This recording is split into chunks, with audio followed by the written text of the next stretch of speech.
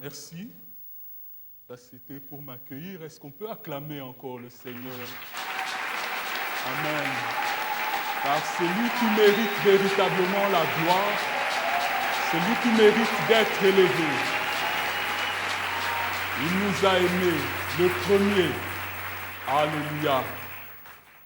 Que Dieu vous bénisse. Bonjour à tous.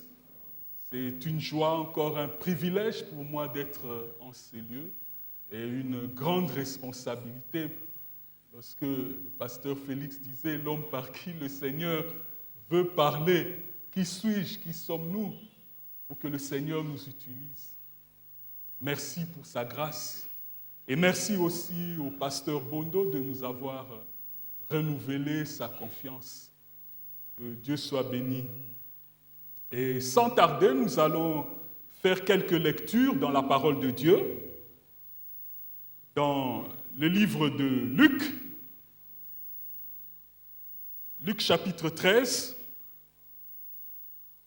Nous allons faire quelques lectures et ensuite je vais nous donner le thème qui nous est proposé de méditer là-dessus, sur lequel nous allons méditer.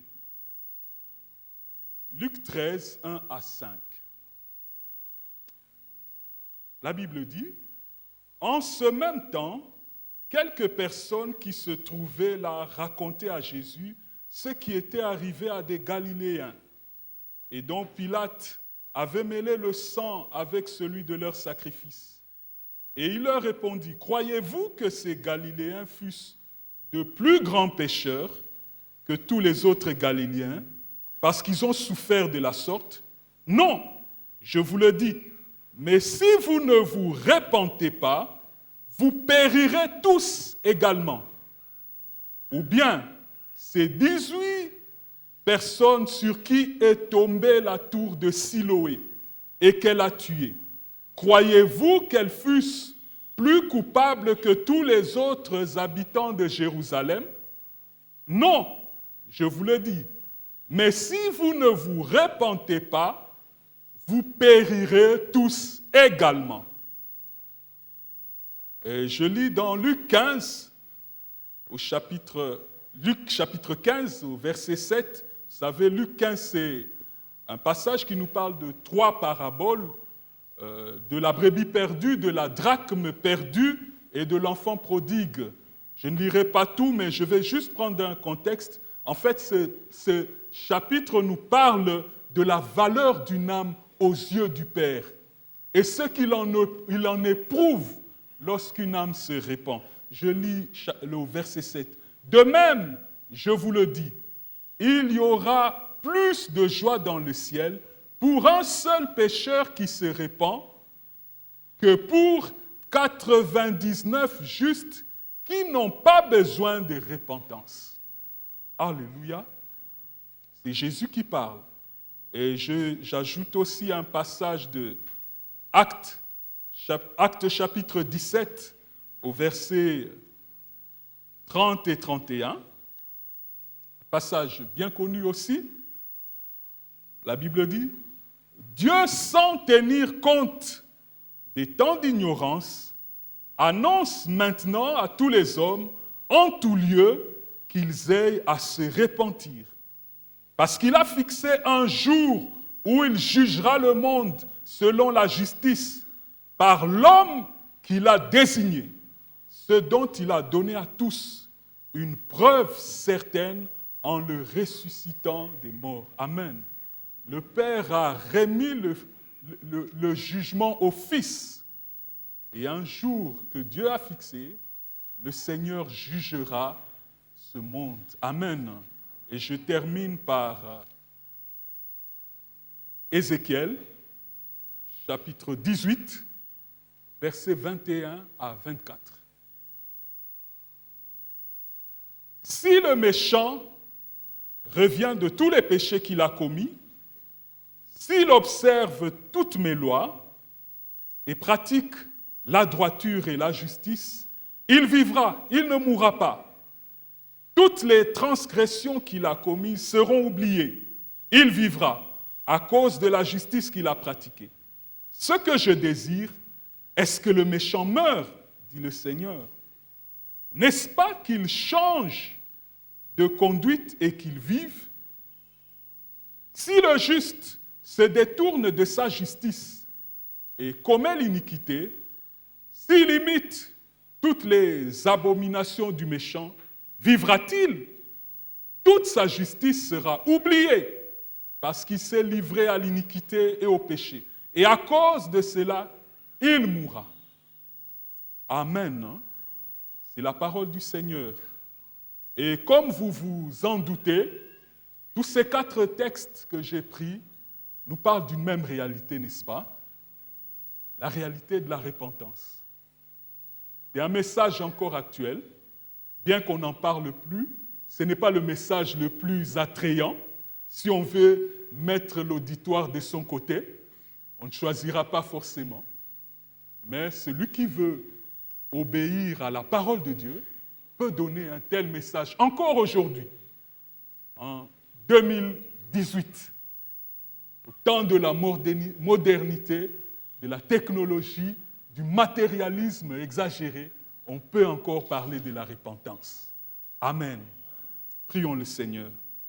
Père très saint, nous te rendons grâce pour cette opportunité de t'écouter et de mirer nos vies selon la parole de Dieu, de pouvoir nous réajuster, car ta parole est véritablement ce miroir.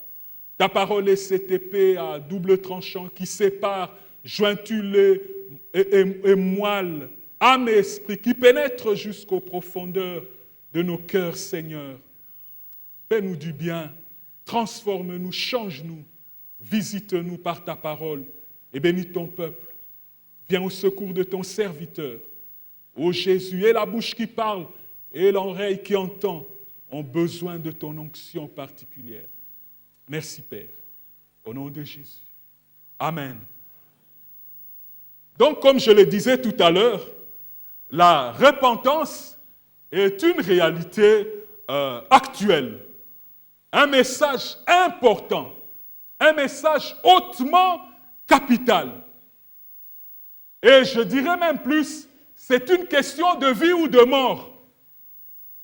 Et j'ai fait quelque peu exprès, conduit bien sûr par le Saint-Esprit, de choisir des textes dans lesquels on voit associer la repentance tantôt à la mort, tantôt à la vie.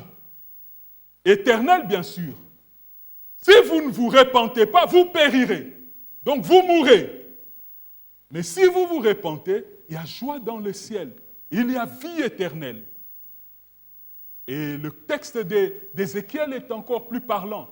Lorsque le méchant se repent, il est accepté auprès du Seigneur. Et lorsque le juste abandonne sa justice et plonge dans le péché, il n'y a plus de salut pour lui.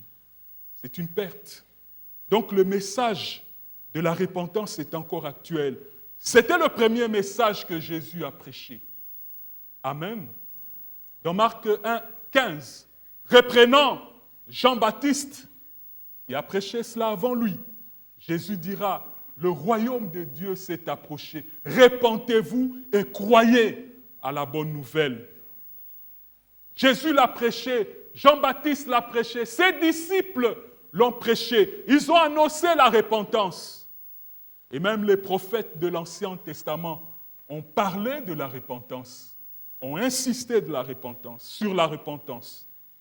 Donc l'objectif de notre méditation, c'est de nous amener justement à savoir que la repentance est une question de vie ou de mort et de prendre position par rapport à cette réalité, de savoir nous définir. D'aucuns pensent que peut-être qu'il ne s'agit que on parle à des non-chrétiens. Vous verrez que nous aussi, chrétiens, depuis plusieurs années, nous avons bien souvent parfois besoin de repentance. Amen. Hein? Alors, je vais parler d'abord de ce qu'est la repentance, sa démarche ou les étapes, et ensuite je parlerai de l'importance. C'est cela le point sur lequel nous allons vraiment nous apaisantir. Et le thème de notre message, c'est l'importance de la repentance. Amen. Ce qu'est la repentance. Je peux commencer par dire ce qu'elle n'est pas. Ce que la repentance n'est pas. La repentance n'est pas un sentiment de culpabilité. Un simple sentiment de culpabilité. Même si le sentiment de culpabilité par rapport à notre péché accompagne ou précède la repentance. Avant de se repentir, il y a bien sûr un sentiment de culpabilité. Mais il ne faut pas s'arrêter là. Bien sûr, il y a plusieurs exemples, plusieurs personnes qui ont ressenti ce sentiment de culpabilité, se sont arrêtés là et ne sont jamais repentis réellement. Nous en voulons pour preuve même des exemples bibliques. Dans Exode chapitre 9, dans l'épisode des 10 plaies, lorsque Pharaon a été frappé, lui et son peuple, par les différentes plaies, au niveau de la 7e plaie, il a commencé à dire au Seigneur, j'ai péché, à Moïse plutôt, j'ai péché contre Dieu. Moi et ton peuple, nous avons péché. Mais est-ce pour autant qu'il s'est repenti? Loin de là. Il a eu ces sentiments de culpabilité, il a vu les punitions, mais il s'est arrêté là. Il ne s'est pas repenti. Il a fallu la main forte du Seigneur pour délivrer son peuple. C'est le même cas de Saoul aussi. Lorsqu'il il a offert les sacrifices à la place de Samuel lors de la bataille contre Amalek. Le Seigneur lui a reproché, mais il a essayé de se justifier. Mais après, il a reconnu, j'ai péché. Mais la suite nous montre qu'il ne s'était vraiment pas repenti. Donc, on peut penser s'arrêter à un sentiment de culpabilité, mais cela ne suffit pas pour parler de repentance. Ce n'est pas non plus un remords ou un simple regret du péché. Le remords prend sa racine dans un sentiment douloureux accompagné de la honte. C'est ce qu'a vécu Judas dans Matthieu 27, 3 à 5. Lorsque nous lisons, après avoir commis son forfait, Judas va, pris par un remords, il reprend les 30 pièces d'argent et va les jeter auprès des sacrificateurs. Il voulait les rendre. Et là, il s'est fait renvoyer. Et pris de remords, il est allé se suicider.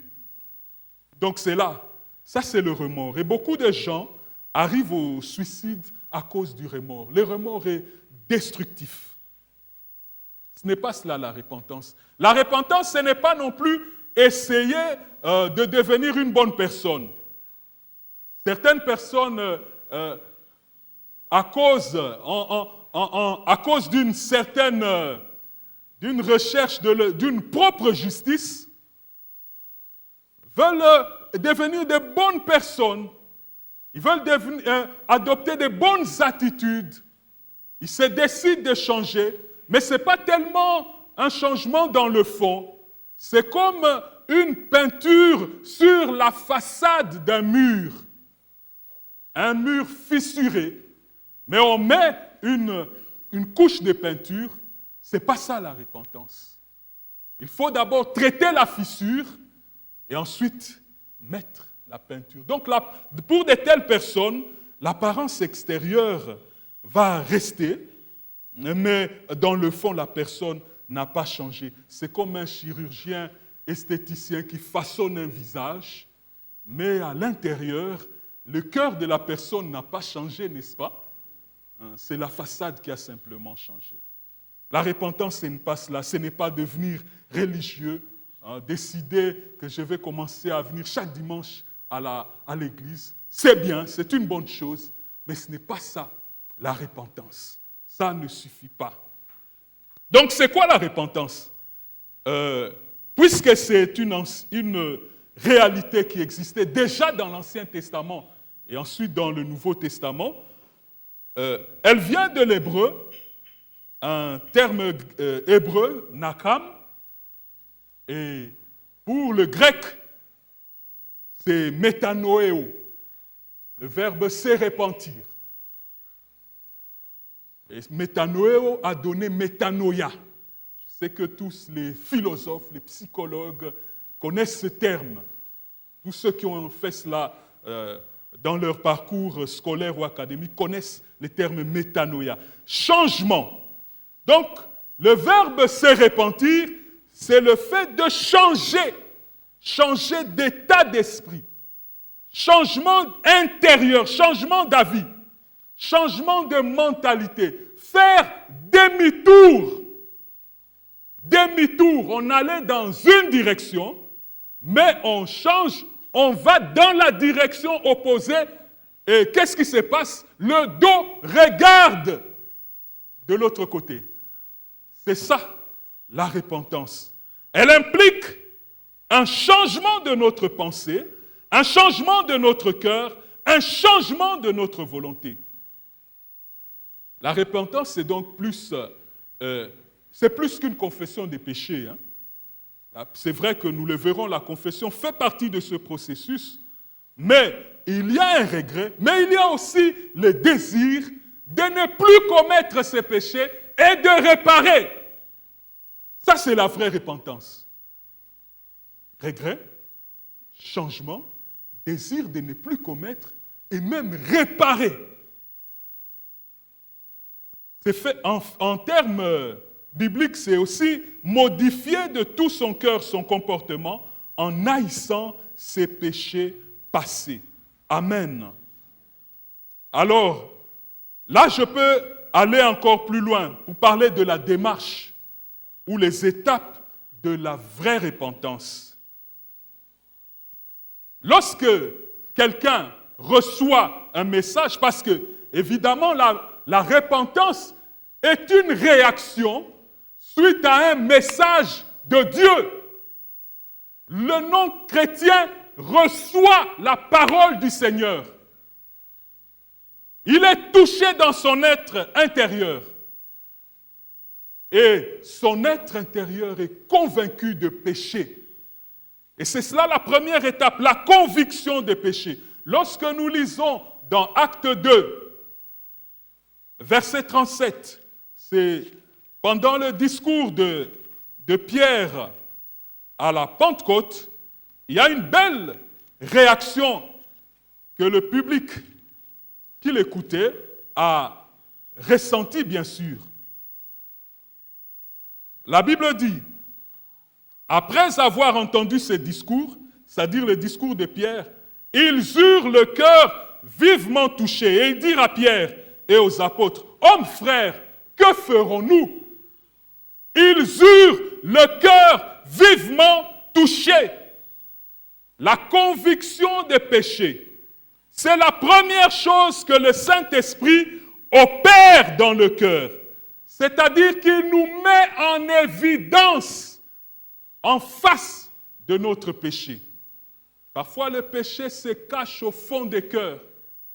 Et comme le péché n'est pas beau, comme je le disais tout à l'heure, on masque cela par des couches de peinture extérieure, par des apparats extérieurs. Mais le Saint-Esprit qui sonde les cœurs et les reins a la capacité de pénétrer le cœur et de ressortir les péchés. Alléluia. Et on ne peut pas se voiler la face.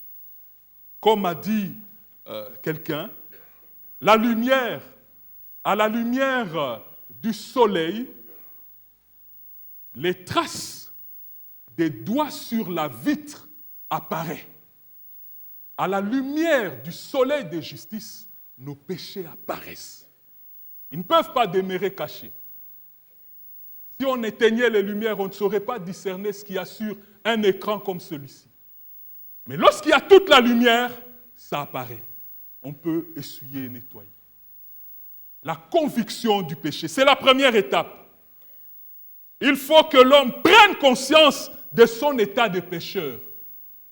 Mais malheureusement, il y a beaucoup de gens qui ne prennent pas conscience de l'état de péché, ni de la gravité du péché. Et c'est triste. C'est triste. Beaucoup de gens viennent, prient, prétendent prier, ou se conduisent dans une certaine licence, mais ils ne prennent pas conscience de la gravité. Romains 3, 23 nous dit, le salaire du péché, c'est la mort. C'est la mort. Le péché entraîne à la mort. Mort spirituelle, séparation éternelle d'avec le Seigneur, perdition totale.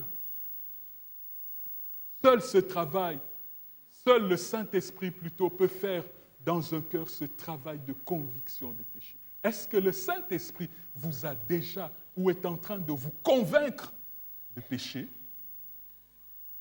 Deuxième étape, c'est la confession des péchés. Là encore, certaines personnes, parfois savent qu'ils ont mal agi. Ils le savent, ils sont conscients. Comme Pharaon, comme Saoul, ils ont mal agi, mais ils ont du mal à avouer, à confesser leurs péchés. Proverbe 28, verset 13 dit, « Celui qui cache ses transgressions ne prospère pas, mais celui qui les avoue et les délaisse obtient miséricorde. » Il faut avouer les péchés. Il faut les délaisser. À l'époque des grands réveils, les confessions des péchés étaient publiques. Et les gens se frappaient la poitrine. Dans la contrition et dans les larmes. Aujourd'hui, parfois, on va très vite. Il n'y a plus beaucoup de larmes. Peut-être que des larmes juste de supplication. Mais il faut aussi les larmes de conversion. Les larmes de repentance. Parce qu'on réalise son état de péché. Et pour nous chrétiens, que dit l'apôtre Jean? Dans 1 Jean 1,9, il dit que si nous confessons nos péchés, Dieu est fidèle et juste pour nous les pardonner. Même en tant que chrétiens, nous devons savoir et développer cela, cette habitude à confesser les péchés. David, le roi oint, dans le psaume 32, 1 à 5, mais je prendrai juste la partie de 3 à 5. Je ne lirai pas tout, vous pourrez lire. Tout le psaume du reste parle de sa repentance, d'un moment qu'il a traversé. Et lorsqu'il a avoué son péché, et cela commence bien. Heureux celui à qui la transgression est remise, à qui le péché est pardonné. Mais, qu'est-ce qu'il dit au verset 3? Tant que je me suis tu, mes os se consumaient. Je gémissais toute la journée, car nuit et jour, ta main s'appesantissait sur moi. Ma vigueur n'était plus que sécheresse comme celle de l'été. Je t'ai fait connaître mon péché et je n'ai pas caché mon iniquité. J'ai dit, j'avouerai mes transgressions à l'Éternel et tu as effacé la peine de mon péché. Donc, David avait commis son forfait, il a commis son péché, mais il n'avait pas encore avoué. Et le Saint-Esprit travaillait dans son cœur. Et tant qu'il s'était tu, ça le rongeait. Il a même perdu la santé. Mes os s'est consumé. Il a perdu la santé. Êtes-vous en train de perdre la santé à cause du péché? Il a perdu le sommeil. Je gémissais toute la nuit. Quand on gémit, on ne dort pas. N'est-ce pas? Y a-t-il un péché qui vous fait gémir, que vous essayez d'étouffer? Il était dans une sécheresse. Il dit, ma vigueur était comme sécheresse de l'été, sécheresse spirituelle. Comme c'était le roi, il était souvent revêtu de ses apparats royaux, de ses belles tenues, mais les gens ne voyaient pas. Mais au-dedans de lui, ça lui rongeait. Ça lui rongeait. Il souffrait. Et il va crier, il dit, j'ai dit, j'avouerai mes péchés à l'Éternel. Ça, c'est une véritable repentance. Elle passe par le fait d'avouer ses péchés. Lorsqu'on a avoué, bien sûr, il y a l'abandon du mal, le véritable demi-tour. Et là, on produit du fruit digne de la repentance. On ne peut plus produire les mêmes fruits. Et ensuite, il y a la complète soumission à Dieu. La complète soumission à Dieu se manifeste par ces cris. L'homme est abattu, l'homme est brisé à terre. Seigneur, que veux-tu que je fasse? Dans Acte 9, 6, lorsque le Seigneur a rencontré l'apôtre Paul, il est jeté à terre de son cheval. Et il dit, Seigneur, que veux-tu que je fasse? C'est la même réaction, nous l'avons lu dans Acte 2, 37, où les auditeurs de Pierre lors de la Pentecôte ont dit, homme frère, que ferons-nous? On n'entre pas dans la repentance sur son cheval. Il faut descendre. Alléluia. On n'entre pas dans la repentance avec ses apparats royaux, avec tout son orgueil, d'adolescent ou sa fierté de jeunesse. Il faut descendre. Alléluia. Et se soumettre au Seigneur. Là, le cœur ne réfléchit plus. Le cœur ne se justifie plus. On est à terre. On est prêt à se soumettre au Seigneur. Êtes-vous passé par cette expérience? Et cinquièmement, dans la démarche de la repentance, nous pouvons aussi voir maintenant l'attitude de demeurer dans la persévérance, plutôt la persévérance dans une constante attitude de repentance. Nous sommes ici sur la terre. Nous aurons toujours cette possibilité de pécher. Mais le Saint-Esprit est là pour réveiller notre conscience. Et comme nous aimons bien le dire parfois, le chrétien né de nouveau pêche par accident. Il ne programme pas le mal. Il ne conçoit pas, ne programme pas pour exécuter. Mais c'est un accident, un imprévu. Et quand il le commet, sa conscience lui parle. Et il sait se repentir et demander pardon au Seigneur.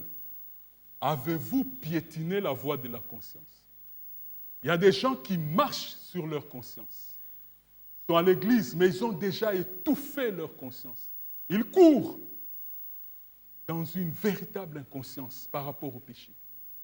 C'est très dangereux pour un chrétien de se retrouver dans cette circonstance. Mais lorsque nous avons appris à nous repentir régulièrement, nous allons marcher dans la lumière. Le sang de Christ nous lave, comme dit 1 Jean 6, 7. Nous marchons, nous confessons, le sang de Christ nous purifie et nous demeurons en communion avec le Seigneur. Donc il ne faut pas se contenter de la repentance, d'une repentance que nous avons acquis lors de la conversion. Elle ne suffit pas. Alléluia. Il faut chaque jour vérifier notre état devant le Seigneur. Alors nous allons maintenant parler de l'importance de la repentance. Pourquoi est-elle importante? Déjà, dans tout ce que j'ai dit, vous vous rendez bien compte que c'est une notion très importante aux yeux de Dieu. Premièrement, la repentance, c'est un ordre divin. C'est un ordre divin. Repentez-vous. C'est le premier commandement de Dieu à l'humanité déchue. C'est le premier appel pour l'inconverti. Si pour son peuple et ses enfants, le premier commandement, c'est tu aimeras le Seigneur, ton Dieu, déjà possessif. Tu aimeras ton Dieu de toute ton âme, de toute ta force, de toute ta pensée. Mais pour l'incroyant, c'est repentez-vous. Alléluia. Et pour les chrétiens rétrogrades, la première parole, c'est répands-toi. Le suprême désir du Seigneur est que tous les hommes viennent à la repentance, nous dit 2 Pierre 3, 9. Le Seigneur ne tarde pas dans l'accomplissement de la promesse comme quelques-uns le croient, mais il use de patience envers vous, ne voulant qu'aucun périsse, mais voulant que tous parviennent à la repentance. C'est un ordre de Dieu à tous les hommes. Et aucun homme ne peut refuser de se repentir sans porter la lourde responsabilité qui va retomber sur lui. Alléluia. Aucun homme ne peut refuser de se repentir sans porter cette lourde responsabilité.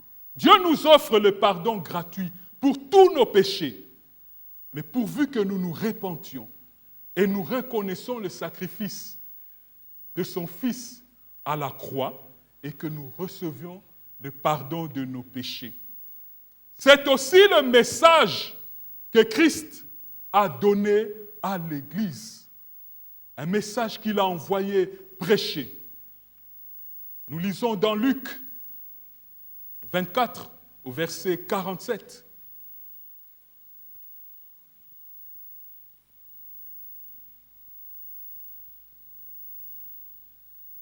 La Bible dit, je peux même commencer un peu plus loin. Alors, c'est Luc qui reprend, bien sûr, un épisode qui se passe après la résurrection. C'est avec les disciples d'Emmaüs. Et après cet épisode, pendant cet épisode et la suite, la Bible dit, alors il leur ouvrit l'esprit, afin qu'ils comprissent les Écritures. Et il leur dit, ainsi il est écrit que le Christ souffrirait et qu'il ressusciterait des morts le troisième jour, et que la repentance et le pardon des péchés seraient prêchés en son nom à toutes les nations, à commencer par Jérusalem. C'est le message qu'il a envoyé prêcher. Le message principal. Tous ceux qui ont expérimenté les réveils par le passé ont parlé de la repentance. Le véritable réveil a commencé par la repentance. Avant les réveils de la Pentecôte, les réveils missionnaires, c'était d'abord la repentance qui était à la base. Bien sûr, associée à d'autres éléments tels que la foi, tels que la puissance du Saint-Esprit. On ne peut pas se passer de ce message. Un prédicateur qui prêche la foi sans la repentance prêche un faux évangile. Alléluia. Un faux évangile. Tout commence par la repentance. Et le Seigneur a dit que la repentance, c'est la seule porte d'accès au royaume des cieux. Nous l'avons lu tout à l'heure. Et dans Matthieu 7, 13, il ajoute, lorsqu'il parle d'entrer par la porte étroite, pourquoi est-ce que cette porte est étroite? Parce que pour entrer, il faut se décharger de toutes ces casseroles qui nous empêcheront d'y entrer. Alléluia. Il faut se repentir pour entrer dans le royaume des cieux. Et deuxième, la repentance, c'est la clé de la conversion biblique. Bien sûr, nous l'avons souligné. Dans la conversion, l'homme ou la femme abandonne la mauvaise voie qu'elle suivait et se tourne vers Dieu. Désormais, la repentance, c'est l'aspect intérieur de la conversion. La conversion est l'aspect extérieur. Ce changement est extérieur. Mais à l'intérieur, il y a eu au préalable une décision d'abandonner le péché. C'est ce qui se passe dans le cœur d'un homme qui revient au Seigneur. C'est comme, je ne sais pas ceux qui ont déjà vu cette expérience, lorsqu'on met un aimant sur une boussole, l'aiguille fait directement demi-tour. Hein? L'aiguille fait demi-tour. Donc on change de direction, comme je l'ai dit tout à l'heure. Ainsi, l'homme qui se détourne de ses péchés, se tourne vers Dieu et se trouve en sa présence, entraîné dans une conversion complète.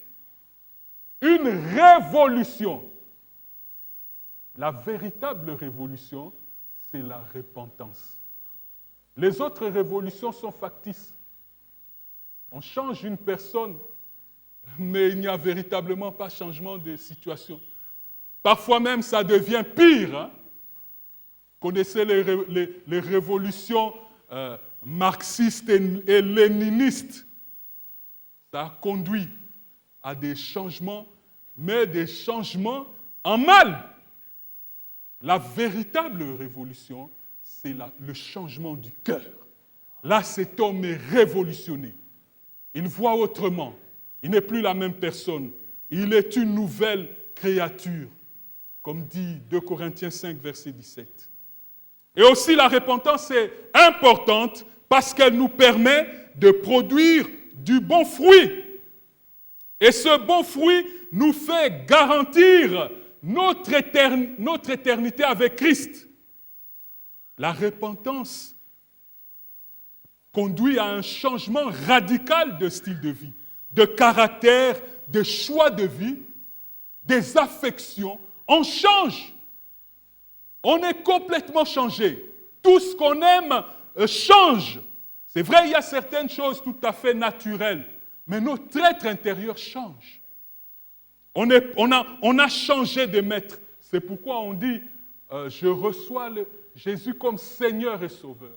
Lorsqu'on était sous le péché, sous la loi du péché, on était sous un maître, esclave de Satan, esclave de ce monde, esclave de la chair. Mais au travers de la repentance et de la conversion, on devient esclave du Seigneur. On a changé de maître et on fait sa volonté. Alléluia. On produit du nouveau fruit, un fruit agréable au Seigneur. On ne produit plus le fruit de la chair dont nous parle Galates 5, 19 à 22. Nous lirons tous ces extraits de la parole de Dieu qui nous parlent des fruits de la chair et aussi du fruit de l'esprit.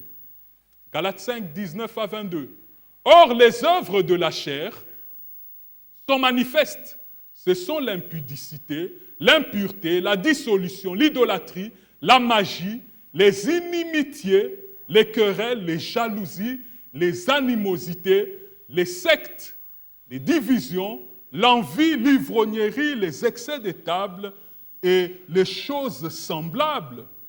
Je vous dis d'avance, comme je l'ai dit, que ceux qui commettent de telles choses n'hériteront point le royaume de Dieu.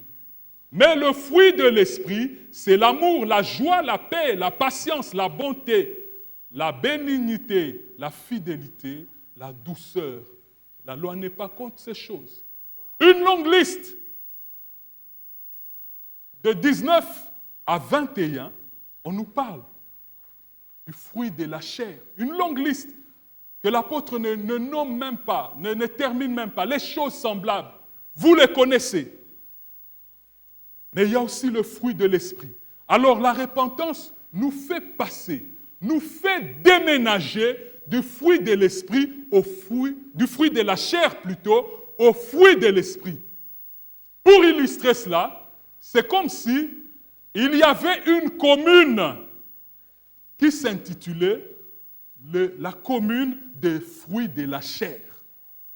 C'est une grande commune qui a beaucoup de quartiers, les quartiers des impudiques, les quartiers des jaloux, les quartiers des sorciers, les quartiers des magiciens, les quartiers des violents. Mais en Christ, une nouvelle commune a été créée, là où il y a le fruit de l'esprit. Il faut quitter la commune où il y a le fruit de la chair pour s'installer là où il y a le fruit de l'esprit. Alléluia. Lorsqu'on déménage, on abandonne l'ancienne demeure. On n'a plus rien à voir. Mais on habite dans un nouveau quartier. De telle sorte que si on allait vous chercher dans votre ancienne adresse, le maire de cette commune-là va dire non, il n'habite plus. Le chef de quartier des impudiques là va dire non, il n'est plus là-bas. Le chef de quartier des adultères va dire non, non, on ne les reconnaît plus, on a perdu ses traces. Malheureusement, qu'est-ce qu'on constate? Il y a des gens qui sont partis, qui ont changé de commune, mais ils sont restés avec le double de la clé. Et de temps en temps, ils rentrent. Ils rentrent dans la maison, essayer de visiter l'ancienne commune. Quel effort! Une commune qui habite, où on vous a déjà oublié, mais vous entrez subtilement. Chrétiens, mais vivant dans un désordre. Qu'il n'en soit pas ainsi. Et pire encore, il y a des chrétiens qui n'ont pas commis certaines choses dans le monde, mais qui les commettent à l'église. Ils ont réussi par une curiosité malsaine, à obtenir de Satan la clé d'un propriétaire qui a laissé sa clé là-bas. Curiosité malsaine du péché, et on arrive à commettre des choses terribles dans l'Église. Qu'il n'en soit pas ainsi. Déménager véritablement. Ce que Dieu recherche, c'est le fruit dans la repentance. Sans la repentance, nous ne pouvons pas produire du bon fruit. Et ceux qui ne produisent pas du bon fruit seront coupés et jetés au feu, c'est-à-dire l'enfer. Là où il y a les pleurs et les grincements des dents. Donc la repentance est le seul moyen qui nous permet d'échapper à la perdition éternelle. C'est la repentance. C'est une question de vie ou de mort. Et parlant de l'enfer, on n'y va pas pour un séjour en vacances d'été. On n'y va pas pour un court séjour pour soulager la douleur comme à l'hôpital. On y passe l'éternité. Où passeras-tu ton éternité? La repentance permet aussi la communion avec Dieu et avec les autres. Dans les messages adressés aux 7 églises, à 5, dans Apocalypse 2, chapitre 2 et chapitre 3, à 5 des 7 églises, Dieu dit, répands-toi. Quel message? 5 des 7 églises d'Asie mineure, Pergame, Thyatire, Philadelphie, Sardes, Laodicée, Éphèse, Smyrne, à 5 églises.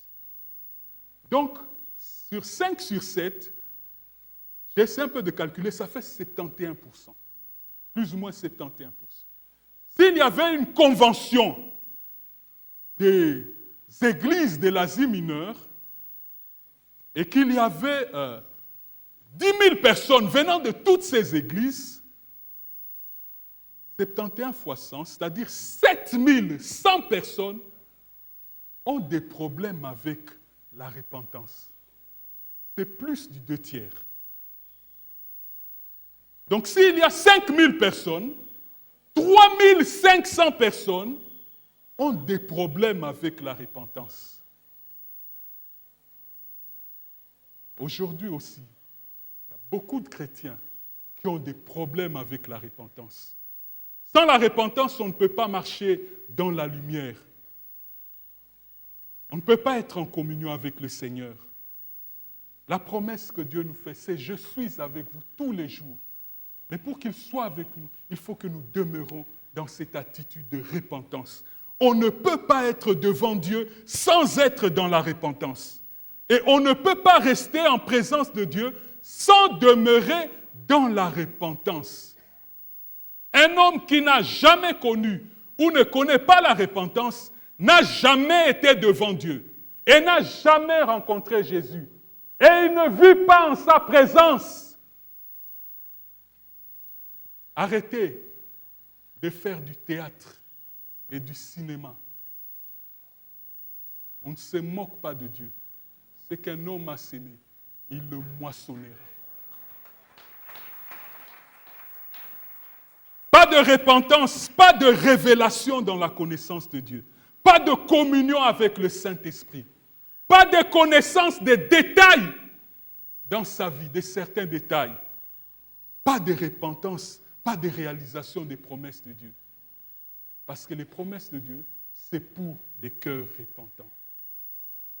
Et bien sûr, comme ce qui est en général, ce qui est favorable à la communion avec Dieu, aboutit nécessairement à la communion avec les autres, c'est compliqué de vivre avec quelqu'un qui ne sait pas se repentir. C'est un problème. Problème pour le foyer, problème pour l'Église, problème pour la société. Quand quelqu'un ne sait pas se repentir. Tandis qu'il fait beau et agréable d'être avec quelqu'un qui est repentant. Quelqu'un qui change. Il fait bon d'être avec une telle personne. Parce que ce sont des personnes, comme nous l'avons dit, qui produisent du bon fruit, qui font des bonnes œuvres. 1 Pierre 2, verset 12 nous dit d'avoir une bonne conduite au milieu des païens, afin que, lorsque Dieu les visitera, ils vont reconnaître cela. Ils vont reconnaître. Et Éphésiens 2,10 dit que nous sommes sauvés pour les bonnes œuvres. Non pas pour accomplir, bien entendu, des bonnes œuvres. Non pas par les œuvres, mais par la grâce, par le moyen de la foi, mais pour accomplir des bonnes œuvres que Dieu a prévues à l'avance. Donc, celui qui a un cœur repentant sait pardonner. Il sait pardonner. Il sait aimer. Il sait faire avancer les autres. Lui-même, il avance parce que le manque de repentance, c'est la première source du blocage. Je ne dis pas que tous les blocages que vous avez, c'est nécessairement parce qu'il y a un péché. Il peut y avoir l'action de l'ennemi. Mais le manque de repentance est la première source de blocage. Mais celui qui sait se repentir, il va avancer. Et s'il y a une épreuve, Dieu l'aidera à franchir les murailles. Alléluia. Il sait pardonner à ses ennemis, à ceux qui leur font ou leur veulent du mal. Il sait pardonner. Et il sait aussi réparer les torts causés. Nous oublions souvent cet aspect dans la repentance, la réparation ou la restitution. Alléluia. Vous vous êtes repenti, oui. Est-ce que vous avez réparé là où vous avez détruit? Est-ce que vous êtes prêt à restituer? Alléluia. Bien sûr, c'est une notion très importante et ça demande parfois l'accompagnement d'un serviteur de Dieu pour savoir comment réparer et comment restituer. Alléluia. Et je terminais par là, la repentance permet la restauration. Elle permet de faire revenir la gloire de Dieu dans la vie du chrétien. Le prophète Ézéchiel a vu la gloire de Dieu quitter le temple. Lorsque nous lisons le livre, elle va quitter le temple. Elle va se poser à un endroit. Et puis elle va commencer à quitter la ville petit à petit. La gloire de Dieu va quitter. Cette gloire qui a quitté ne peut revenir que par la repentance. Ce que nous avons perdu à cause du péché, ce qui a été détruit à cause du péché, ne pourra nous être restitué par le Seigneur que dans la repentance sincère. Est-ce que la gloire est encore en nous? Ou est-ce que la gloire nous a quittés? Est-ce que nous avons perdu beaucoup de choses? La repentance est aussi actuelle. Avons-nous un cœur repentant? Je terminerai par là. La repentance, c'est une question de vie ou de mort. Elle concerne les non-chrétiens, mais elle concerne aussi l'Église du Seigneur. Baissons nos têtes dans la prière.